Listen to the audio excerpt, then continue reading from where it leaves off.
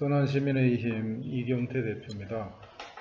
2020년 10월 7일 선한시민의힘 논평을 시작하겠습니다. 오늘은 기본자산제도 도입에 관해서 김두관 의원이 토론회에서 발언한 것에 대해서 논평을 하고자 합니다. 2020년 10월 5일에 김두관 의원이 양극화 시대 왜 기본자산인가라는 토론회에서 부의 순환구조를 재정립하기 위하여 기본자산 제도의 도입이 검토할 필요가 있다고 하였습니다. 그래서 우선 신생아에게 일괄적으로 2천만원씩 신탁을 한 후에 성인이 된 후에 인출하도록 하는 제안을 하겠습니다. 이 김두관 의원의 개념에는 사회적 상속이라는 개념, 그러니까 상속이 개인 간에만 상속의 개념이 아니고 거기에는 사회적 상속이라는 개념이 이제 들어가 있는 거고, 그래서 청년들에게 공평한 출발선을 주려고 하는 취지라고 설명을 했습니다. 기본소득에 이어가지고 기본자산제도가 정치권에서 논의된다는 것은 크게 환영할 일입니다. 기본소득 논의가 이재명 지사가 좀 주도적으로 많이 했었죠. 시민사회에서도 주장이 있고. 근데 그 기본소득으로는 불평등 구조를 고칠 수는 없습니다. 기본소득이라는 것은 기초생활을 보장하는 수준 정도를 하는 거죠. 지금 현재 기초생활보장제도가 있지 않습니까? 국민 기초생활 그 수준에 들어가면은 1인당 53만원 정도를 지급하는 거죠. 그 기본소득이란 것도 지금 1인당 50만원을 전 국민을 주자는 거지 않습니까? 50만원씩만 줘도 전 국민을 주면은 1년에 300조가 들어가죠. 그런데 1인당 50만원 가지고 지금 현재도 국민 기초생활 보장 받는 사람들이 있고 50만원 가지고 극빈층으로 살지 않습니까? 그런데 전 국민을 50만원만 주고 나머지 다른 모든 사회보장제도를 거의 없애야 되는 거예요.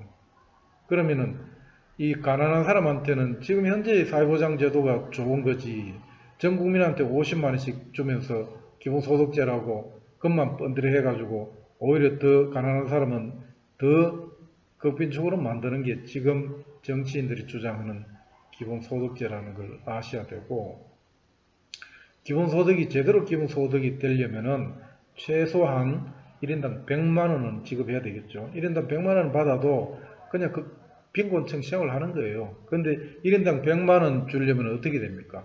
5천만 명을 매월 1인당 100만원씩 주면요, 1년에 600조가 필요합니다. 600조는 국가 예산 전부보다 많아요. 국가 예산이 이제 530조니까. 국가 예산 다 털어 넣어도 기본소득 못 주는 거예요. 그러니까 이거는 전부 정치인들이 거짓말 하는 거예요. 택도 안 되는. 그래서 이 기본소득은 지금 우리나라의 구조에서는 그 완전히 허무맹랑한 이야기로 국민을 현혹시키는 거다.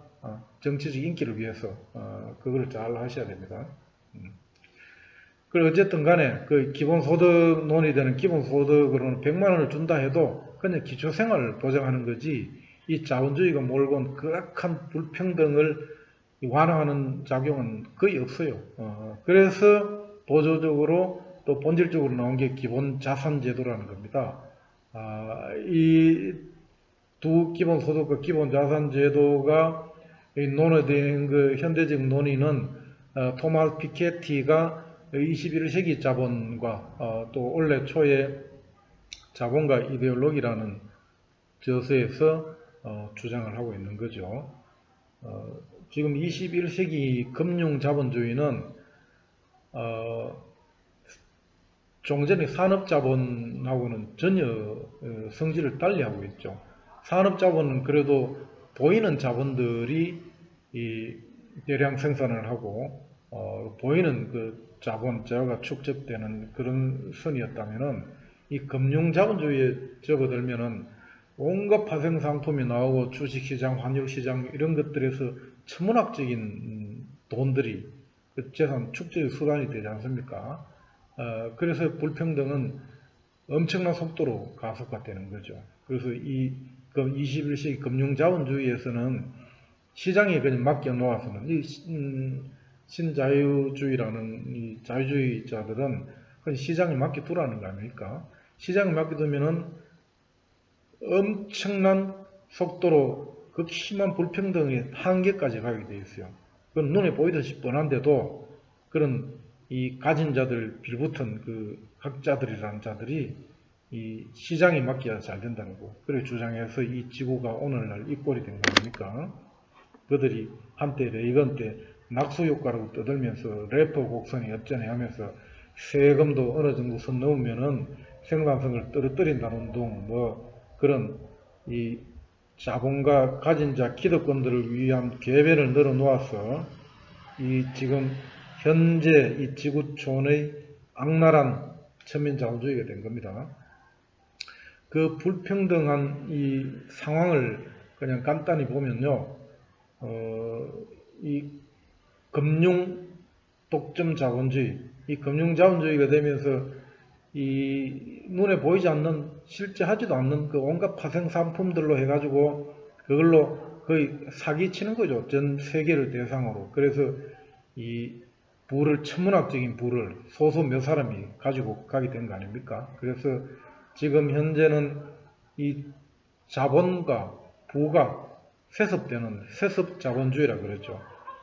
태어날 때 부모로부터 부모가 자본가가 아니면은 부모가 부자가 아니면 재력가가 아니면은 이 그 자식은 극히 예외적인 뭐 행운의 횡재하는 경우 아니면은 이 상층으로 간다는 건 불가능한 자본 세습을 해야지 가능한 사회, 그걸 세습 자본주의를 하고 악질 자본주의를 하고, 그리고 도덕성은 아무 필요 없고 돈만 있으면 되고 물질만 권력만 힘만 있으면 되는 그 천민자본주의, 약탈자본주의를 하죠.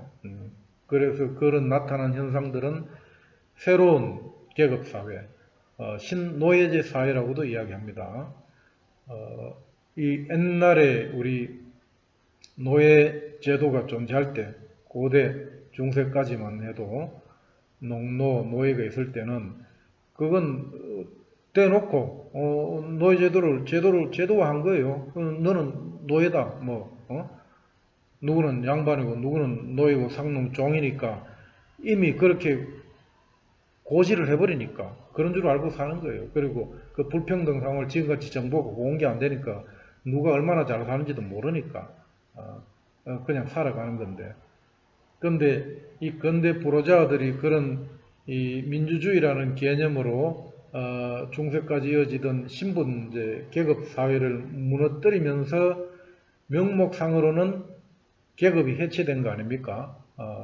신분제도가 없어지고 다 동등하다는 거고 다 똑같은 권리를 갖고 모두가 천부인권을 가지고 모두가 인간은 이 귀한 존재들이다 이렇게 가르치고 그걸 민주주의 사회라고 이야기하죠. 그런데 그게 20세기 중반까지는 그런 방향으로 세계가 다소 움직여 왔다고 보죠. 그런데 20세기 중반을 넘으면서 후반기에 들면서 이 자본가, 돈 가지고 힘 있는 자들이 탐욕을, 도덕성을 잃어가면서 자기 이기심과 자기 욕심을 부리는 방향으로 가면서 이 사회는 오직 자본의 힘으로만 굴러가는 자제하지 않는 그런 사회가 되어서 극심한지 불평등 사회가 되어가는 겁니다. 물론 대공황 직후에 대공황 자체가 극심한 불평등 때문에 생겼으니까 거기에 대한 반성으로 뉴딜 사회주의적인 정책을 통해서 20세기 중반까지는 이 지구촌은 불평등도가 급속히 줄어들었어요. 사회주의적인 이 시장경제, 자본주의 경제가 상당히 수정 보완이 됐죠. 그런데 20세기 후반에 소련이 붕괴되면서 레이건 대처가 나오면서 신자유주의자라는 그런 그런 얄팍한 추세 지향주의 학자들이 이 신자유주의 이론을 뒷받침하면서 그냥 마구잡이로 시장이 다 맡기고 힘센 놈이 최고고 이런 식으로 지구를 이끌어온 거죠. 그리고 사회주의적인 그런 사상을 가진 소련이 붕괴되니까, 동구권이 붕괴되니까 자본주의가 100% 이겼다고, 사회주의 공산주의는 망하는 거라고 이렇게 악으로 규정하면서 그걸 한 30년 해온 결과 지금 현재의 지구의 현재의 위치는, 우선 한국을 보면은 우리 한국의 상위 1%가 우리나라 GDP의 25%를 지금 가지고 있어요. 이건 2019년 상황. 우리 국민의 상위 10%가 GDP 절반을 갖고, 그러면 나머지 90%가 나머지 절반을 가지고 소득 분배만 보면은 나누고 있다는 겁니다. 그러면 부동산 부분은 어떠냐? 부동산은 우리나라의 상위 5%가 지금 85%를 차지하고 있습니다. 우리나라 상위 10%는 부동산의 98%를 가지고 있어요. 그러면은 하위 우리 국민의 90%, 4,500만 명은 이 부동산의 2%를 갖고 있는 거죠. 근데 실질적으로는 보면은 하위 거의 한 80%는 바늘 꽂을 땅도 없다, 아무것도 없다. 이게 대한민국 현실입니다. 그리고 전 세계적으로 이 지구촌의 그런 불평등 상황은 어떠냐 한번 보실까요? 이 세계 이 부자 26명은 그 26명의 부를 합치면은 지구의 35억 명, 하위 35억 명의 거의 50% 가깝죠. 한 47, 8%, 46%의 재산을 26명이 갖고 있어요. 그리고 전 세계 부자 2163명은 하위 40억 명, 지구 75억 명이라면 지구 인구의 60%, 40억 명의 재산을 2163명이 갖고 있습니다. 그리고 세계 인구의 46% 되는 35억 명이 하루에 5.5달러로 살아가고 있습니다. 그 지구에 사는 이 인간의 거의 절반이 한 하루 6,000원 조금 넘는 돈으로 살고 있는 게 이 지구의 현실이죠. 거기를 첨단을 앞서가 이런 양아치 야만 사회를 이끄는 게 미국하고 한국이요.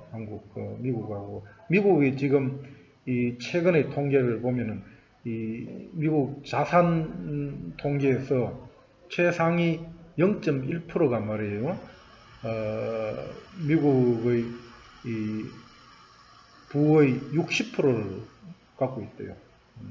그리고 그거는 미국 최상위 0.1%가 미국 전체 자산의 20%를 갖는 그런 통계 현실이 미국입니다. 그 미국이 지금 우리나라와 똑같은 정도의, 이미 나라라고 할 수 없을 정도 된 거 아닙니까? 그래서 주별로 그런 돈이 없어서 도로도 못 고치고, 화장실 가면 화장실도 다 부서지는데 고치지도 안 하고 있다는 거예요. 학교 예산이 없어서 애들 교재도 제대로 지금 뭐 하는 게 세계 최강대국 미국의 현실이, 그게 이 자본주의의 이 모순과 부작용을 손을 떼지 않고 시장이 최고라고 30년 이 뻔뻔질한 결과가 지구의 모습입니다. 그러면은 이 김두관 의원이 제안한 신생아한테 2천만 원을 일단 주고 그걸 신탁 형태로 줬다가 걔가 20년 후에 성인이 된 때 그 이자까지 붙여가지고 그 돈을 사회 출발을 하는데 주자, 이런 주장을 하지 않습니까? 그러면 안 하는 것보다 낫고 아주 대단한 그런 발표 같이 느껴지지 않습니까? 그런데 문제는 지금 우리 대한민국 현실이 아주 해피하고 좋으면 문제 없어요. 그런데 지금 현재 이 청년들이 청년뿐만 아니고 90% 국민이 굶어 죽을 지경 아닙니까? 상위 1%, 10%가 전부 다 갖고 있으니까. 그런데 이제 태어난 신생아한테 2천만 원 줬다고 20년 후에 주자는 게 그게 도대체 무슨 이야기 하는 건지 이해가 안 되지 않습니까? 하루하루 절박한데 청년이 지금 M4 세대 꿈과 희망을 다 포기하는 이런 절박한 상황에 결혼도 못하고 연애도 못하고 애도 안 낳아가지고 여성 1인이 0.9명도 안 낳는 대한민국이 50년 후에는 없어지는 인구가 제로가 되는 이런 절박한 상황을 알면은 김두관 의원이 그런 식으로 이야기하면 안 되겠죠. 그건 한가한 소리 하는 거고 정치인이 그냥 인기 관리하는 거라는 생각에서 한심하다는 생각이 드는 겁니다. 지금 그래서 우리 선한 시민의 힘의 입장을 말씀드리려고 하는데 그 전에 우리 선한 시민의 힘은 지금 현재의 성년이 되는 모든 청년한테 국민 자산 평균 금액을 주자는 거예요. 생산 수단을 주든지. 그러기 위해서 우리가 이제 이 표를 좀 보시면은 2019년 한국 사회조사표인데 지금 현재 국민의 가구당 평균 순자산액은 3억 5,281만 원으로 나타납니다. 이 부채를 뺀 거예요. 그럼 부채까지 포함하면은 현재 가구당 우리 국민 평균 자산은 4억 3,191만 원입니다. 그럼 부채 빼고 이제 이야기하자면은 이 가구당 3억 5,281만 원인데 이 지금 가구당 평균 2.43명으로 통계가 되어 있거든요. 그러면은 1인당 순자산은 평균 1억 5천 정도라고 볼 수 있는 거죠. 그러면 우리 선한 시민의 힘은 이 20세가 될 때 국민 청년 1인당 1억 5천만 원 정도를 현금을 주든지 아니면 어떤 생산 수단을 주든지 주자는 겁니다. 그런데 이제 그러면은 전 국민을 다 주자는 게 아니고 왜냐하면 뭐 재벌 아들 이런 애들은 태어날 때 금수저 태어날 때 몇천억 몇 조를 가지고 태어나는데 거기다가 뭐 1,500만 원 1억 5천을 왜 줍니까? 예? 그래서 평균 자산에 미달하는 청년들한테 평균 자산만큼 채워주자는 거예요. 그래서 평균 자산에 부족한 부분이 뭐 1,000만 원이 부족한지 3천이 부족한지 5천만 원이 부족한지 1억이 부족한지 하나의 완전 명탕이나 10원도 없는 청년인지 따라서 그 부족분을 메워주자는 겁니다. 그거는 세부적인 거는 어떤 계층을 나눌 건지는 그거는 아주 쉬운 거니까 논의해서 합의를 정하면 됩니다.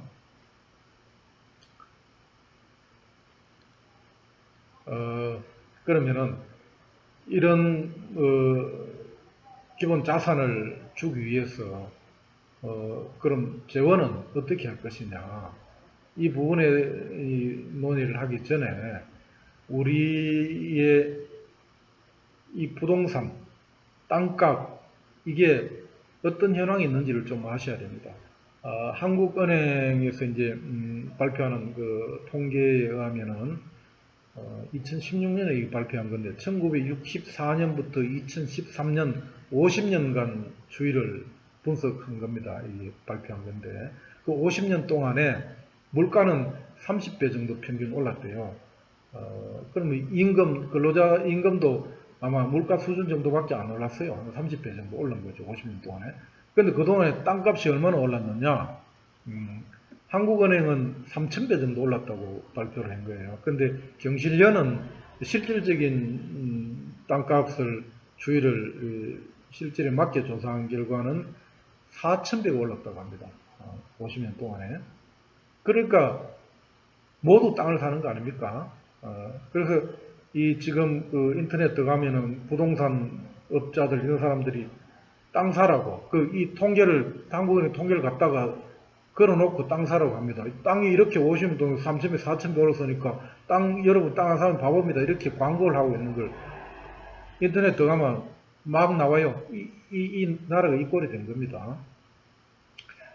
그래서 우리나라 전국 땅값을 2018년에 추산을 한 게 8,400조라고 합니다.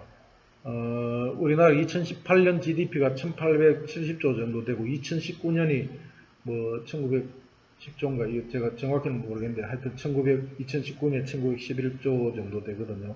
그러면은, 우리나라 땅값만이, 우리나라 전체 GDP의 4.5배 정도 되지 않습니까? 이게 땅만으로, 그래 되어 있으니까. 그런데 그 땅을 5%가 85% 갖고, 10%가 98%, 99%다 갖고 있어요. 그 10%에 끼지 않으면은 뭡니까? 10% 아니라 그 국민의 90%는 뭐 이거 하나만 봐도 그냥 거지 아니에요. 근데 이것뿐만 아니고 금융자산, 또 임금소득, 거기서도 상위 10%는 연봉 6,800, 대기업은 정규직은 7,000이 넘어요. 그 나머지 중소기업, 자영업자들은 전부 다가 3천만 원 연봉 그것을 맴돌잖아요. 그런 소득에서조차 2배, 3배 차이 나는데 이 자산, 금융, 부동산에 들어가면은 몇 천 배 차이가 나는데 어떻게 되겠습니까? 그럼 급속도로 그냥 가만히 있어도 뭐 그냥 바보 거지가 되는 거예요. 그 상위 10%, 1%는 엄청난 재벌이 되고 뭐 배 두드리고 통장에 가만히 있어도 뭐 억 사이잖아요. 근데 우리 90%는 가만히 있으면은 거지 개돼지 그렇게 돼 가는 게 대한민국입니다. 그래서 이러한 극심한 불평등, 악질 자본주의, 약탈 자본주의, 세습 자본주의를 그냥 두고는 이게 해결이 안 되겠죠. 그래서 이런 상황에서 그러면은 이 기본 자산의 재원은 당연히 이 토지, 부동산, 금융자산 이런 자산에 대한 자산세를 매겨야 될 거 아니겠어요? 그리고 상속세, 이 부분에서 우리 생태 공동체 민주주의 사상이 필요한 건데, 이 부동산 토지는 이 개인한테 또 모든 재산이 개인한테 100% 절대 소속될 수 없는 겁니다. 특히 토지는 당연히 이 국유 내지 공유죠. 성경에도 토지는 하느님의 것이다고, 동양은 왕토, 왕은 신을 하늘을 대신하기 때문에 왕의 것을 왕이 다 이 국민들한테 나눠주는 거죠. 그런데 지금 이 근대 자본주의가 성립되면서 재산권을 이 성경 이상의 그런 보물 같이 내세워 가지고 개인 사유재산제를 내세운 거 아닙니까? 그래서 지금 이 모양이 된 건데, 그래서 이 자산세를 도입해야 된다. 이 피케티도 자산세를 처음에는 1%, 2%, 뭐 5%이 정도까지 자산세를 도입해서 지구촌 불평등을 고쳐야 된다고 했거든요. 그런데 이 자산세 도입에서 우리가 유의해야 될 부분은 유럽은 그 사회민주주의적인 그게 보편화된 유럽, 특히 북유럽이지 않습니까? 그래서 유럽은 90년대에 자산세, 자산에 대한 세금을 많이 물렸습니다. 그런데 2000년대 들어가 신자유주의가 횡행하면서 자산세 도입한 나라들이 거의 다 취소를 했어요. 지금은 노르웨이, 스위스, 스페인, 그 정도가 이제 자산에 대한 세금을 물리고 있죠. 2%, 뭐 5%이 정도 물리는데, 왜 그러냐면은, 자산세를 물리니까, 거기 있는 사람들 가운데도 이런 공유 개념, 도덕성이 없는 사람들은 재산을 빼돌리는 거죠. 해외에 세금 없는 대로, 도망가고, 또 그런, 소득을 많이 버는 사람들이 그 세금 내기 아까워가지고 국적을 바꾸거나 해외로 거주를 옮기거나 이런 일들이 생긴 거예요. 근데 그게 많은 사례는 아니고 극히 예외적인 경우에 생기는 거죠. 그런데 이제 우리나라 극우 보수 꼴통 조중동들은 그런 사례가 뭐 엄청나게 많은 보편적인 듯이 마구 그걸로 신문에 퍼날려 가지고 국민들을 겁을 주는 거죠. 복지나 세금 높이면은 저 꼴이 난다면서 나라 망한다고 그렇게 막 뻔뻔질 하는 게 우리나라 이 양아치들 기득권이죠. 그래서 어쨌든 간에 그래서 이제 피케티도 주장하는 게 글로벌 자산세를 주장하는 겁니다. 어느 한 나라만 자산세를 해서는 그렇게 이기적인 놈들이 빼돌리니까. 그래서 전 지구가 같이 글로벌 자산세를 매겨야 된다. 부동산, 토지, 금융 이런 자산에 대해서. 그렇게 하기 위해서 뭘 해야 되겠습니까? 지금 이런 문제를 구조적으로 깨달은 식자, 지식인들, 이런 사람들이 그런 노력을 해야 되겠죠. 지금 유엔 뭐하라고 유엔이 있습니까? 국가연합들이 있고 또 전 세계 지식인들 모임도 있죠.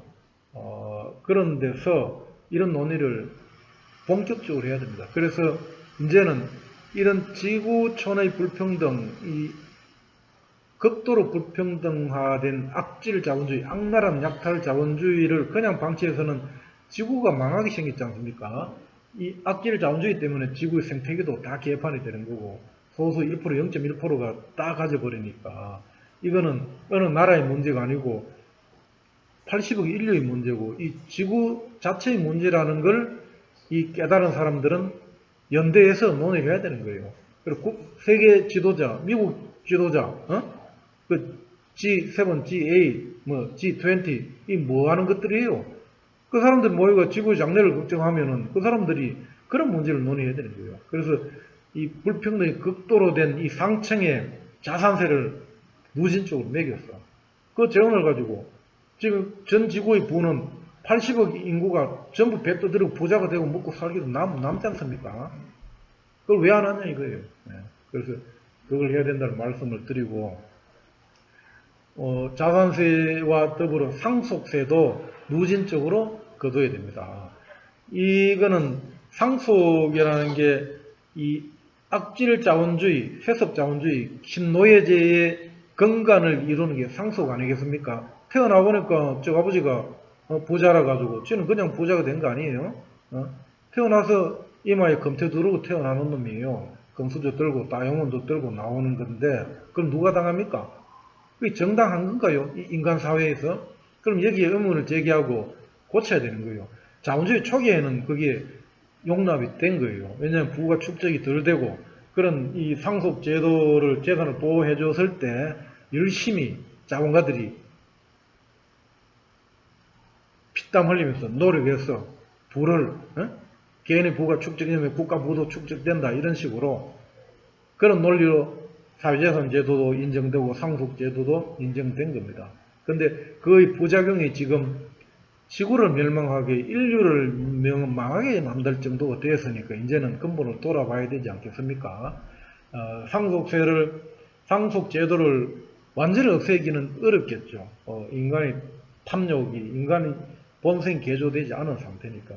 그래서 상속 제도를 인정하더라도 이 재산의 규모에 따라서 작은 규모는 지금도 그러겠죠. 상속세 하나도 안 내지만은 그 규모를 늘려가지고 뭐 50억, 100억, 300억, 500억, 1000억, 5000억 이런 식으로 단계를 둬서 높아지면은 재산의 90%까지 세금으로 내게 해야 되는 거예요. 그래서 그런 글로벌 자산세와 상속세로 충분히 기본 자산 제도를 도입할 수 있고 기본소득을 국민 1인당 100만원, 200만원 줄 수 있어요. 그 대신 이제 이미 돼지처럼 배부른 놈들한테 같이 줄 건지 안 줄 건지는 추후에 논의를 해봐야 되겠죠. 그렇지만 어쨌든 간에 전 국민이 중산층 정도 살 수 있는 걸 해줘야 되는 게 문명 국가의 책임이다, 사명이다. 이런 말씀을 드리고자 합니다. 지금 이제 피케티가 이건 상식적인 걸 주장한 건데 그걸 입증한 거죠. 누구는 그 뭐 돈이 돈 번다는 건 누구나 알잖아요. 돈이 이 글로 뼈 빠지게 몸으로 떼어가 암만 돈 벌어봤자 자본이 많은 놈은 가만 앉아가 뭐 떵떵거리고 뭐 은행 뭐 넣어놔도 이자가 생기고 그걸로 땅 사고 뭐 당연히 더 많이 버는데 피케티가 이거 통계적으로 입증을 했다는 거예요. 전 세계 자본주의. 그래서 이 피케티 이 그림을 보면은 지금 2020년 정도의 소득, 이거는 임금 소득 대비 자본 소득 비율이 지금 현재 한 500%, 470, 80% 정도 되어 있습니다. 근데 이건 이제 이 추세를 쭉 끄면은 2070년 정도 되면요, 600%까지 가는 거, 650%까지 가는 걸로 되어 있잖아요. 700%. 그런데 참 기막힌 현실은 뭔지 아세요? 우리나라는 지금 현재 이게 현재 825%예요. 전 세계 뭐 1등 불평등도 이 자본으로 헤쳐먹는 게 소득의 8배 이상이 8.25배라는 겁니다. 이게 피케티 지수인데 이 실감도 안 나죠. 이게 대한민국 현실입니다. 그러니까 그 뭐 돈 없고 뭐 자산 부동산 땅 없는 사람 어떻게 살겠습니까? 근데도 이런 현실을 알고 가만히 있어야 되겠습니까? 90% 국민들을 좀 정신 좀 차리셔야 해요. 네? 그러면은 이런 극도의 악랄한 이 자본주의, 이 천민 자본주의, 세습 자본주의 이걸 어떻게 그러면은 지유를 해야 되겠습니까? 우리 선한 시민의 힘은 이거는 그냥 뭐 어디 하나 뭐 경제 제도 하나 고치고 뭐 교육 제도 하나 고치고 뭐 상속 제도 뭐 조세 제도 고치가 될 일이 아니에요. 총체적인 자본주의 자체의 뭐 자본주의 문명의 문제 아니에요. 그래서 우리 이제 선한 시민의 힘은 생태 공동체 민주주의라는 사상을 주장합니다. 이 사상에 의하면은 이 자연은 막힘이 없이 순환되는 걸 본질로 하는 거예요. 이 생태 공동체, 이 지구, 우주의 사상은, 우주의 본질은. 그런데 이 인간이 세속적인 욕심 때문에 흐름을 막는 거 아닙니까? 재산, 이거 내 거 이래가지고 털어지고 있으니까 안 흐르는 거 아니에요? 원래는 물처럼 흘러야 되는 거예요. 우리 생태 공동체 민주주의 사상은 우주의 이치에 부합하게 자연스럽게 흘러야 된다는 거예요. 모든 게. 이 생명이든 물질이든 공기든 이 자연스럽게 순환하게 둬야지 그걸 욕심으로 막고 틀어막고 그런 데서 문제가 생기는 거예요. 그래서 이 생태 공동체 민주주의 사상에 의하면은 소유권, 재산권에 대해서 지금 현재의 사회재산 절대주의, 상속, 뭐 만만세 이거는 존재할 수가 없습니다. 용납이 안 되는 겁니다. 왜 그렇겠습니까? 이 소유라는 거는 이 본래 옛날 뭐 고대부터 먹고 자고 뭐 입고 하는 거 지 손에 들으면 그거는 소모품이기 때문에 자기 소유가 가능한 거예요. 근데 그게 재산의 개념으로 당장 자기가 서지 않으면서 축적하지 않습니까? 그리고 동물하고 달리 동물은 지 배부르면 더 이상 축적하지 않아요. 그래서 그 동물한테는 뭐 상속 소유 재산 제도가 존재할 수도 없고 그래서 동물도 필요하지 않잖아요. 근데 인간들은 그 욕심 때문에 재산 제도라는 걸 딱 만들어 가지고 엄청난 축적이 가능해요. 근데 이 근대 자본주의 부르주아 초기에 이 중세 봉건 왕조로부터 부르주아들이 이 합리적인 과학과 합리주의 문화의 근거에서 부르주아들이 탄생하면서 그 사람들이 산업혁명을 일으키고 엄청난 부를 마구 확산시킨 거 아닙니까? 근데 그게 이제 국가의 경쟁력이고 그게 국가 경쟁하던 시대니까 그걸 뒷받침하기 위해서 사상가들이 재산권을 개발한 거예요. 그게 로커가 재산권을 정립을 한 건데. 근데 그 당시에는 이 사유재산 절대적인 걸 해도 부작용이 없은 거예요. 그런데 이 산업자본까지도 괜찮은데 금융자본으로 오면서 이거는 폭발적인 이 불평등이 그 축적도 뭐 몇 조, 몇 천조, 뭐 이것도 가능해진 거 아니에요? 금융으로.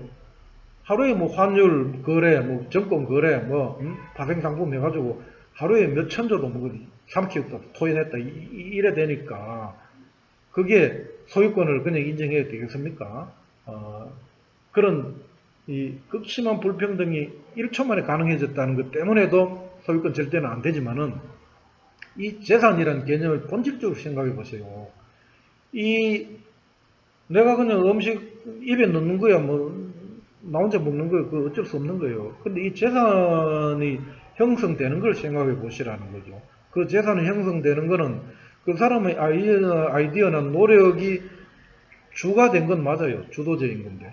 근데 그 부수적으로 뭐가 있습니까? 그 시대에 사는 사람들이 사회적인 작용이 있고 그 재산이 만들어지기까지 그 사회적인 통신을 이용하고 도를 이용해서 유통을 하고 운반을 하고 그걸 위해서 일하는 사람들이 노동이 들어갔고 그것도 소비자들이 그 사주고, 이런 전체 사회작용 과정에 재산이 형성되는 거 아닙니까? 그럼 그 재산에 본래적으로 사회 개념이 있는 거예요. 사회가 없이 인간이 그냥 화성에 지 혼자 가 있는 새끼가 뭐 재산이 필요합니까? 재산 축적할 데도 없고 뭐 축적할 의미도 없는 거 아니에요. 그래서 사회 속에 재산의 의미가 있는 거예요. 그렇기 때문에 그 재산은 사회적인 개념, 사회적인 소유, 사회적 공유가 본질이라는 거예요. 그걸 알아야 됩니다. 근데 근대 자본주의의 이 악질 자본주의를 가능하게 한 사회주의에서 절대 그 당시에는 타당하고 용납해 줄 수 있는 것들을 그대로 아직까지 줄창 밀고 왔기 때문에 지구가 지금 망하는 단계까지 온 거예요. 그래서 우리 생태 공동체 민주주의에 의하면은 사회재산 절대는 용납이 안 되는 거예요. 사회적 소유로 바꿔야 된다. 그런 개념의 문화의 혁명이 일어나야 된다는 말씀을 드리고, 그 다음에 이러한 것들을 자본주의 근본을 바꾸기 위해서 그러면 이 제도나 법이나 규칙, 이게 이 자본주의를 이 바탕이고 그 법으로 그걸 보호해가지고 있는 놈 편들어가지고 이 엉망으로 만들었는데, 그럼 그 제도를 바꾸려고 하는데 지금 어떻게 되어 있습니까? 지금 국회의원이나 법 만들고 제도를 만드는 놈들, 상청, 지도청, 상청 공무원, 이 재량권 가진 놈들이 어떤 사람들이에요? 전부 상위 5%, 1% 아닙니까? 그러면 여기서 뭘 기대하겠습니까? 시간이 갈수록 점점 저끼리 해먹는, 예? 그래서 불평등은 더 심해지고, 특히 AI, 인공지능, 로봇 시대에 가면은 지금 불평등의 속도가 시속 100km면은 그게 있죠. 시속 500km, 시속 1000km, 그 다음에 마하의 속도로 가는 거예요. 10년도 안 되고 지구가 망하는 거예요. 인류 90%, 한 5, 60억은 거지가 되는 세상이 지구가 지탱이 되겠습니까? 그때 되면 지구 생태계가 완전히 개판되겠죠. 그래서 이거는 지금 현재의 자본주의가 민주주의하고 결합해서 보통 선거제도를 그냥 두면은 있는 새끼들 1%가 다 대변하는 거예요. 그럼 0%, 희망은 0%예요. 개선되지 않아요. 그래서 문제가 뭡니까? 그러면은 이 90%가 거지 하청인데 90%를 대변하는 사람이 국회의원이 되고 고위공직자가 돼야 되는 거 아니겠습니까? 그런데 지금의 선거제도는 그럴 가능성은 0%예요. 왜냐? 이 현재의 선거제도에서 국회의원이 당선되고 비례대표라도 되고 하려면 뭡니까? 돈이 있거나 명성이 있거나 이미 기득권층이 되고, 아니면 기득권층에 아부질 해가지고 쫄쫄 따라다니고 양심하고 영혼을 팔아가지고 악마하고 거래를 해야지 이 국회의원이 되고 고위공직자가 되고 상청에 들어가는 거 아닙니까? 그러면 이런 선거제도를 두고는 이 자본주의, 악질 자본주의가 개선되리라고는 엿못 구하고 가능성은 0%라는 거 아시겠죠? 그래서 우리 선한시민의힘이 주장하는 것은 완전 계층형 비례대표제로 선거제도를 바꿔야지 근원적으로 자본주의를 구제하고 인간의 행복한 지구가 된다는 겁니다. 이 계층형 비례대표제, 이 계층은 경제적인 계층을 이야기합니다. 그런데 우리 가진 기득권층, 가정스러운 이런 우리 수구, 그리고 민주당을 비롯하여 이 다들 1, 2번 그 주 양대 정당은 다 기득권 아니에요? 그 사람들이 뭘 합니까? 연동형 비례대표제 하면서 뭐 이 성별로 남녀의 비례가 안 됐다는 운동, 청년의 뭐 대변이 안 된다는 운동, 뭐 이따위 소리를 하는 거죠. 그게 문제예요. 전혀 그 비례대표가 안 되는 거 아니에요. 뭐 비례대표 안 돼봤자 얼마나 안 됩니까? 남녀 간에 무슨 비례대표가 안 되는 거예요. 그게 아니고 지금 문제의 핵심이 뭡니까? 가난하고 부자 그 문제 아니에요? 1%가 전부 갖고 있고 90%는 그것이 이게 핵심 아니에요? 그걸 혹시 무민하는 거예요. 거기에 국민들이 그걸 현실을 깨달으면 들고 일어나니까, 혁명이 일어나 칼부림 나니까 그걸 듣기가 남녀 간의 비례를 맞춰야 됩니다. 이지랄하고 말이죠. 청년도 남녀도 거기에 부자가 있고 99%는 거지예요. 그걸 알아야 돼요. 그러면 90% 거지에서 대표가 많아야 됩니다. 이런 이야기하면 그건 맞아요. 그 사람들이 그 이야기 했습니까? 그냥 그 현혹시키는 거예요. 그래서 제가 주장하는 완전 계층형 비례대표제라는 거는 지금 이 정부와 시대의 국가의 행정 정보는 말이에요. 너무 잘 돼 있어서 우리 국민 5천만 명이면은 이 재산, 모든 재산의 1등부터 5천만 명, 5천만 등까지 딱 나와요. 일렬로 쫙 나옵니다. 그 DB가 돼요. 그러면은 그걸 계층을 선거제도를 할 때 10개 계층을 나누든 뭐 20개 계층을 나누든 그건 합의해서 나누면 되죠. 예를 들어 10개 계층으로 나누다고 칩시다. 그럼 계층별로 국회의원이든 선출직이든 고위직이든 정원 티오를 정하는 거예요. 그럼 10개 계층을 상정할 때 밑바닥 제 밑바닥 10계층이 우리 국민의 70%가 될 거예요. 그 다음 9계층이 한 20% 되고 그 다음에 8계층이 한 5% 되고 그 다음 3% 되고 2% 되고 그 상층 계층은 0. 몇 프로 되어가 국회의원 한 명도 안 나오게 되어 있어요. 그렇잖아요. 그리고 300명을 계층별로 정을 딱 정해 보세요. 그러면은 이 정당 이 꼴통 새끼들도 아니 그 정원을 법으로 정해놓으면 어떡하겠어요. 가장 밑바닥이 270명이 국회의원이 배정이 되어 있는데요. 그럼 후보를 뭐 울며 겨자 먹기로 가난한 사람은 후보 낼 거 아니에요. 네? 그럼 자연스럽게 정원을 정해놨기 때문에 이 국민의 계층별로 경제 계층의 100% 대표성이 정해지는 거예요. 그게 완전 계층형 비례대표제고 이 선거제도만 도입하면요 모든 자본주의 문제가 저절로 해결돼요. 무슨 뭐 어깨띠 메고 뭐 머리띠 메고 뭐 투쟁하고 돌 던지고 뭐 민노총 그 새로운 귀족이 돼가 저끼리 헤쳐먹기 바쁘지만은 노조도 필요 없어요. 제도를 그렇게 평등한 제도를 만들 거 아니에요. 이렇게 하지 않으면은 민주주의가 죽고 지금 사실 민주주의가 사형선고 없는 것 같아요. 왜 그렇습니까? 민주주의, 본래 민주주의는 직접민주주의죠. 아테네미 직접민주주의를 지금 사람들이 거기서 교훈을 얻으려고 하는 이유도 모든 사람이 동등하게 참여하는 게 민주주의 아닙니까? 근데 인구가 뭐 몇 억 되고 전 지구적으로는 지금 80억 가까운데 그 사람들이 다 직접민주주의를 못하니까 대의민주주의가 된 거 아닙니까? 그 중에 대표를 뽑아가지고 대표가 법적으로 국회의원이니 뭐 시의원이니 이게 대통령이니 그게 대표 아닙니까? 그런데 물론 지금 이 정보와 과학기술의 힘으로 지금은 직접 민주주의 할 수 있는 범위는 많이 늘었어요. 그래 단순한 정책 같은 거는 보기 눌러를 하면 되잖아요. 1번 찬성합니까? 2번 찬성합니까? 하면 80억 인구가 다 할 수도 있어요. 그건 극히 제한적인 경우는 직접 민주주의 가능하지만은 대부분의 그런 제도를 만들고 법을 만들고 하는 그런 복잡한 부분은 결국은 대표가 나갈 수밖에 없지 않습니까? 아파트도 뭐 동대표가 필요한 건 마찬가지 아니에요. 그런데 그걸 지금 직접 민주주의 거기에 너무 치중하는 사람은 대민주주의 자체가 필요 없이 전부 직접 민주주의 하자고 그 말도 안 되는 소리 그런 사람 듣는데 그렇게 그것도 혹시 무민이에요. 어쨌든 간에 지금 대민주주의가 죽은 게 아까도 말씀드렸지만 상층 5% 1%가 전부 국회의원 다 헤쳐먹는데 대의민주주의 생명은 대표성입니다. 그 구성은 그 집단, 국가면 국가의 국민, 어떤 시민단체면 시민단체 회원들의 계층을 고루 대표하는 게 대의민주주의 생명 아니에요. 근데 지금 그 대표성이 죽어버렸지 않습니까? 상위 1%면 저끼리 헤쳐먹고 뭐 박수치고 뭐 짠치 벌리고 뭐 만세 부르고 끝내고 나머지 90% 이상은 전혀 정책 결정이나 제도화하는 과정에서 무시당하고 생색내기가 한두 개 끼워주고 이런 판인데 그 대표성이 있습니까?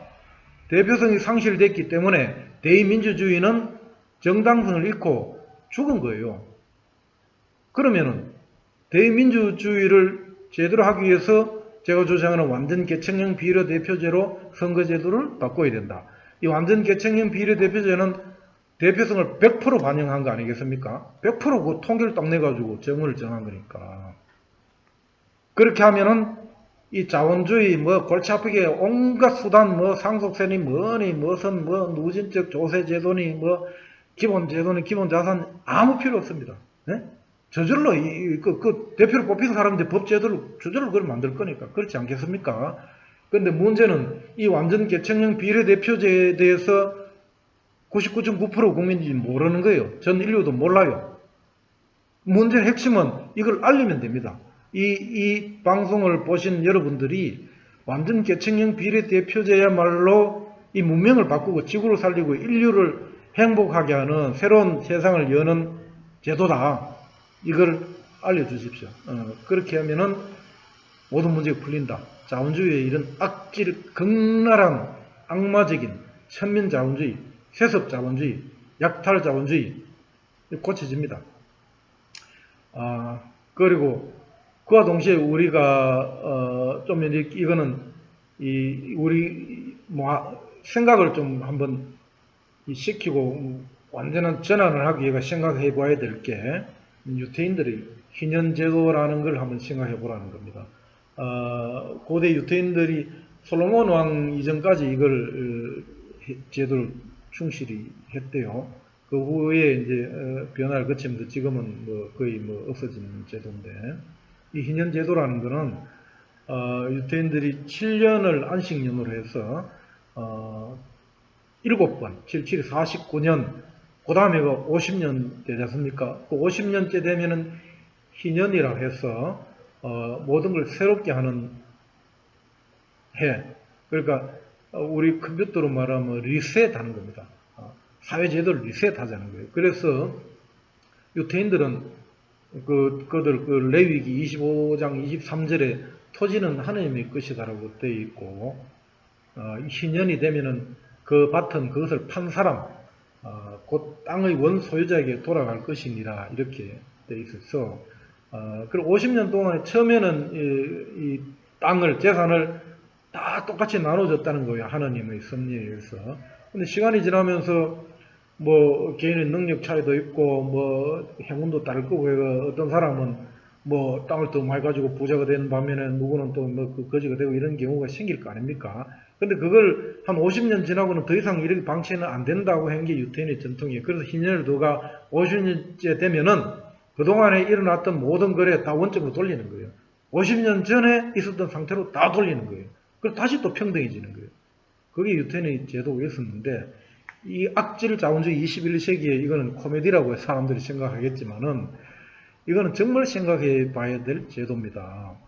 그거는 인간의 기초적인 그런 본성하고도 맞아요. 왜 생각해 보세요. 우리 포카를 하든 고스톱을 치든 이 치다가 몇 판 지나면은 다른 놈 믿고 얘가 있는 거 다 틀리고 떨어지는 놈 믿고 나중에 게임이 안 되잖아요. 그럼 어떻게 합니까?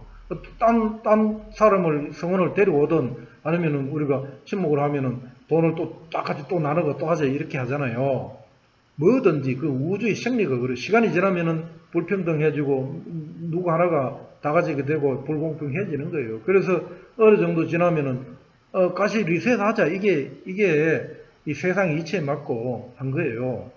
우리가 욕심에 눈이 멀어가지고 한 놈이 전체 다 처먹고 말이야. 나머지 옆에서 굶어 죽어도 눈 하나 깜짝 안 하는 이런 괴물 같은 교육도 그런 괴물 양성하는 교육이 됐고 이래서 참 안타까운 건데, 그래서 제가 희년 제도에 대해서 우리는 다시 생각해 봐야 된다. 우리의 제도 문화를 바꾸기 위해서 그런 것도 있다.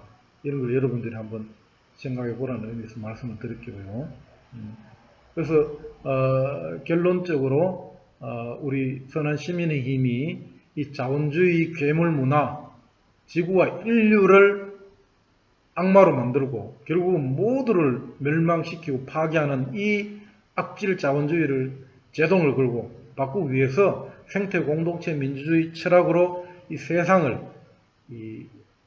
우리나라를, 우리 이웃을 새롭게 해서 남북이 통일이 되고 통일된 국가도 생태 공동체 민주주의 철학으로 새로 세워야 된다는 말씀을 드리고, 이 자본주의 이 모순을 근본적으로 치유하기 위해서 저희들이 두 가지, 첫째, 이 사상에 의해서 소유권, 재산권에 대한 본질적인 변화를 모든 인류가 받아들여야 된다. 그걸 공부를 해야 된다.